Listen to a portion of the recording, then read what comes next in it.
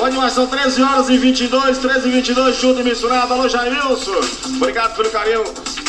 Que coisa boa. Roberto, você estava me falando aqui que você está trabalhando aí com a dupla. Como é que é o nome da dupla, Roberto? A minha empresa, a Engenho e Propaganda, fez uma parceria com a JB Produções, do nosso amigo Joaquim. E a JB está lançando uma dupla de sertanejo universitário, que é Isaac e Patrick. É uns meninos muito bons. Isaac e Patrick. Isso, eles são muito bons. Eu até peço a licença para você, se eu puder trazer eles aqui para dar uma entrevista com você. Peraí, ó. Ah, tranquilo. Isso daí tranquilo que o Joaquim tem dinheiro. O Joaquim tem grana.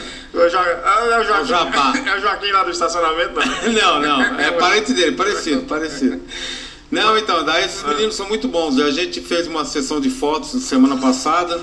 Eles já estão em estúdio ensaiando para gravar. Sertanejo universitário, você falou? Isso, sertanejo universitário.